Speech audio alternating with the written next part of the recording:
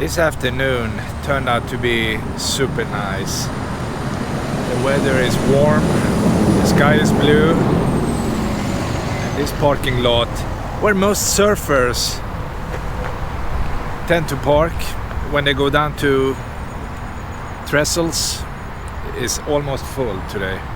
And what I will do is to go down and show you this world famous beach.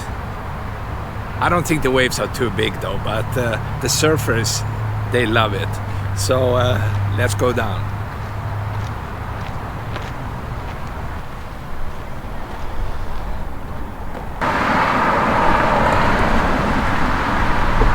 This freeway have a tendency to be busy. And maybe you can see that on a Sunday, today is Sunday, traffic is going north. But if you look at the same freeway on a Saturday, traffic is going down to San Diego.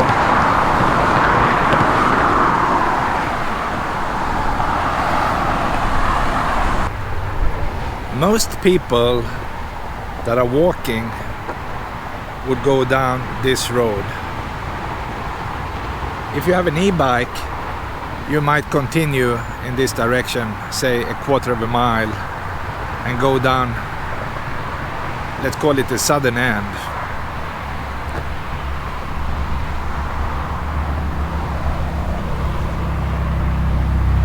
And they are nice enough to put up information about surfing. You see the different beaches, the cottons, uppers, lowers, middle, all the way down to church. They also explain which type of board is the best for, you know, a certain beach. And because I am a surf specialist, I don't know how to even comment on that. Actually, I know nothing, but that's okay. The only thing I know is how to find the beach. And I will start all the way at the end. The view is beautiful, the sand is great, and I will show you that in a second. It's also a good warm-up if you walk to the end of the beach, because you will be ready to hit the waves.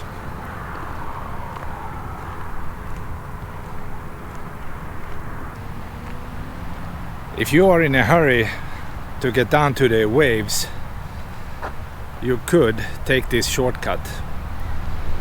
It would take you like 2 minutes to go down to the railway track.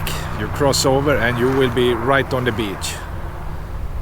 And most people will do that unless you get dropped off. Then you will start just around the corner. We can't see it, but you will see in a second. People get dropped off on the other side of this fence. Most of the time you see people hanging out at the pickup place, and there is a white car coming in. All the time, by the way, people are sitting there waiting for the ride home. On the other side of the freeway, this is the local road, but the freeway is down below. And above the freeway on the other side is the first gate into Camp Pendleton, this magnificent marine base.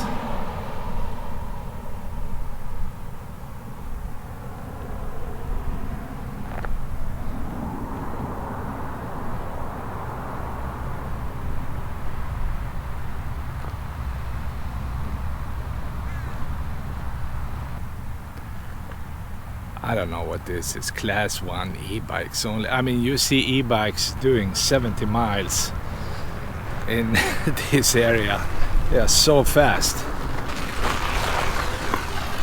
And they all have surfboards and they are zooming down to the sand.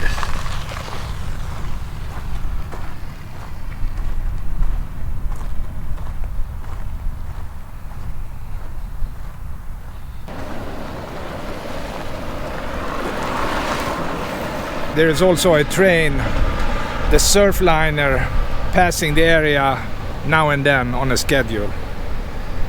And we are looking at Trestles Beach. It looks like it's a low tide at the moment. And I'm sure you agree, the view is stunning.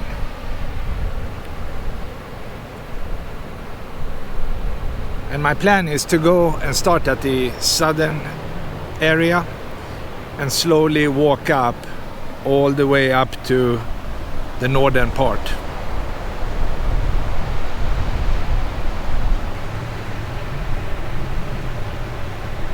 It can't be better than this. It's a perfect day and the temperature is up in the 80s. Maybe I said that earlier, but it is a wonderful day. Absolutely perfect for surfing. I should have brought my surfboard that I don't have, but at least in theory. Because if I am a surfer in California, this would be a good spot.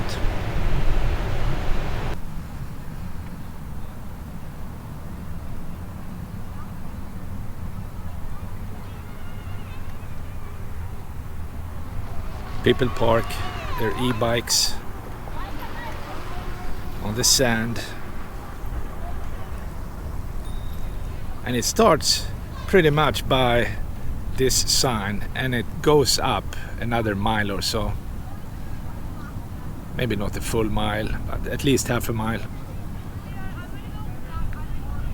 All the way up to what they call the Western White House, the former residence of President Richard Nixon.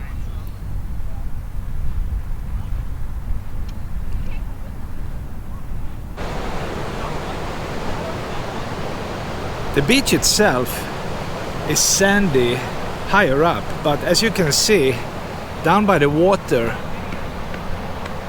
there are thousands of bigger round rocks, and that's almost everywhere. But the good thing is it doesn't bother the surfers, because once they pass the rocks they are out in open water anyway.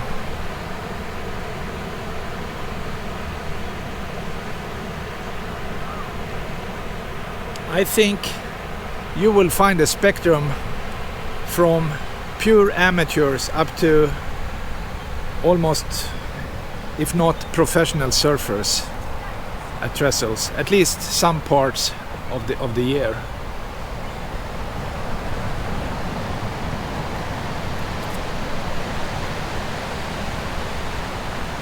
And you can tell the bluff is tall. It goes up, like I said, maybe 40-50 feet.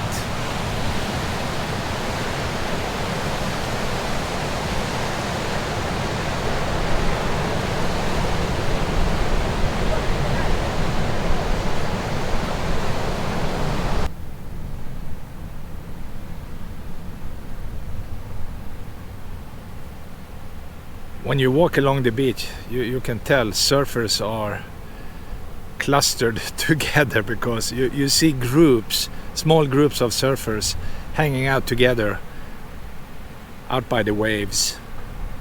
And there are a few empty areas until you see the next group of surfers. And a day like this, there will be hundreds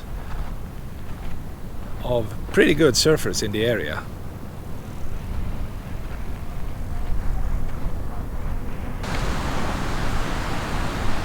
Sometimes you will see the lifeguard patrolling the beach.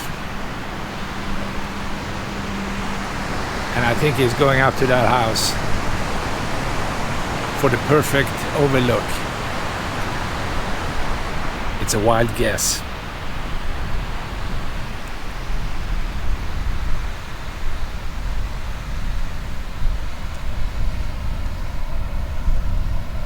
And I think it's fair to say also that for each surfer there will be at least one e-bike. Well, it can't be two, but you have one e-bike per surfer. At least that's the feeling you get.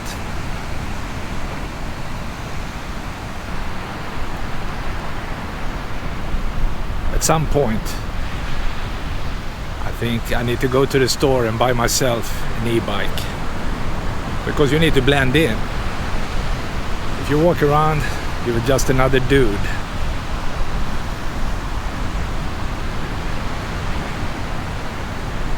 That's a regular bike, all right. But that's an e-bike. And we saw the shortcut I talked about earlier. If you take that one, you will pop out in this area.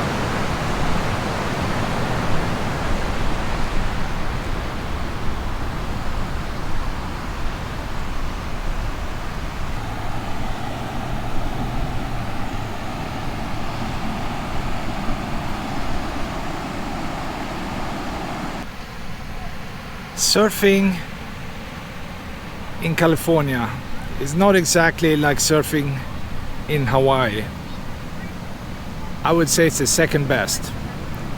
Hawaii is bigger and better, I think, at least some days of the year. But Trestles is incredibly good. And the first surfers started to come to the area in the 1920s. They were driving up the coast and they found the sand and the waves. And in the 1930s, more people showed up. And it took off in the 1950s all the way up to current time. And today, of course, the area is just jam-packed every weekend. And also regular weekdays, because the surfers, they come out in the morning before work. They literally do. You can pass the area at 6 o'clock in the morning and boom, there is a bunch of surfers out in the ocean, no matter how the weather is.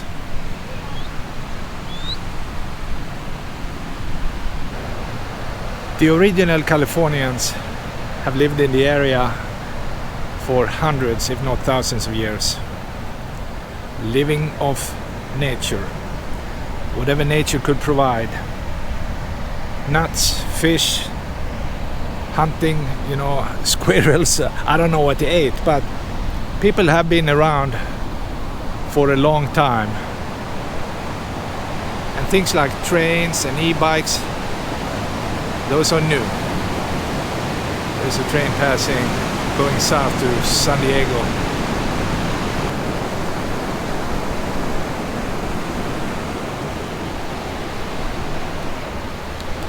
That wave is big.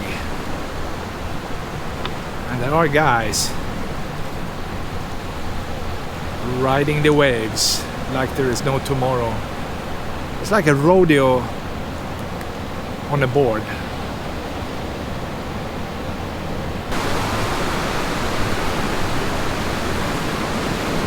You can never get enough of a place like this. You can go out 100 times, 1,000 times, and it will never be enough.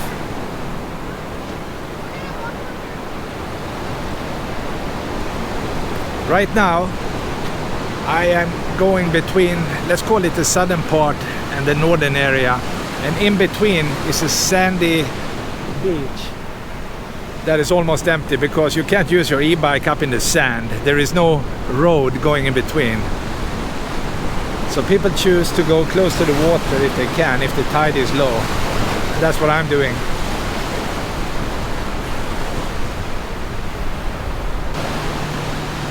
Suddenly, the ground is full of bigger shells.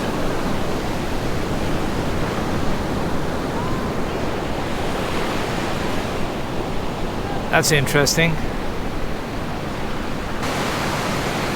If you're lucky, you will see a few of the snowy plover, the western snowy plover, running around. I believe they are breeding further north. there is another one right by the surf. I know it's hard to see because they are blending in with the sand.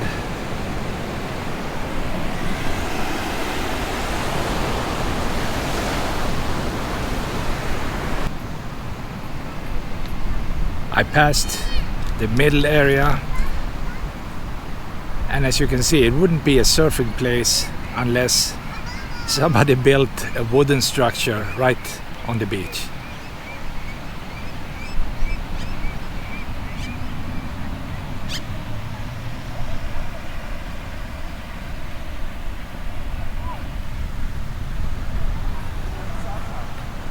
This is also a popular spot for kids because there is a smaller bay where they can play around safely.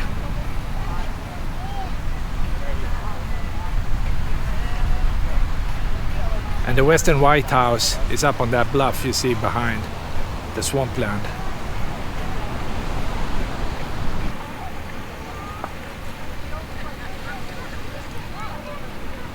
This is the safe area. They are lucky because it's like a baby lagoon full of babies. Nah, they are not babies, they are future surfers. That's my take on it. They are learning all the tricks in this safe pool-like area.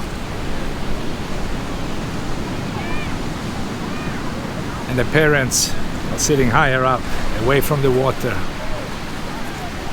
looking after their kids.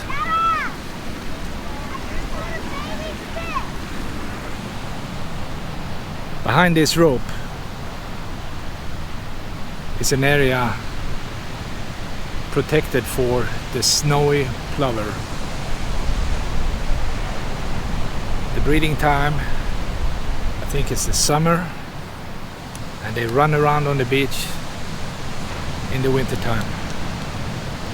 And by the way, you see this railway track? It used to be, it's like a little bridge, like a Trestles. It was built of wood not long ago. I think like 15 years ago, something like that. And then they came in and built a brand new one of cement. And that's what you're looking at. So I think the original wooden Trestles is the one that gave name to this beach. That was a deep conclusion.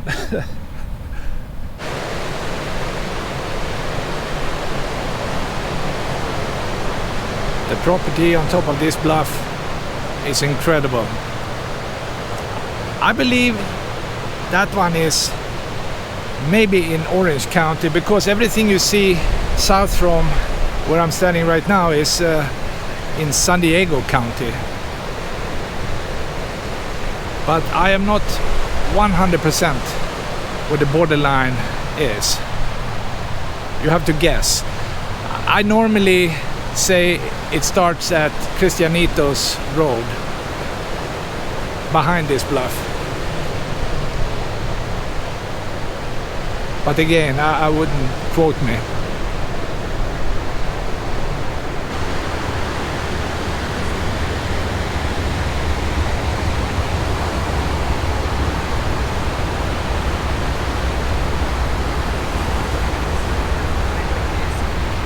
That's a long train. You don't see too many of them. And I think with this train passing through and this fake Hawaiian flag, I know what it symbolizes though. I mean, come on, it's you see that one in every surfer community. They want Hawaii to go back and be totally its own country. I mean, that would be fun, right, if that happened, but I don't think that will ever happen. Because Hawaii turned out to be an American military base in the Pacific Ocean. That's my take on it, unfortunately. I hope you like this video, and I will see you next time.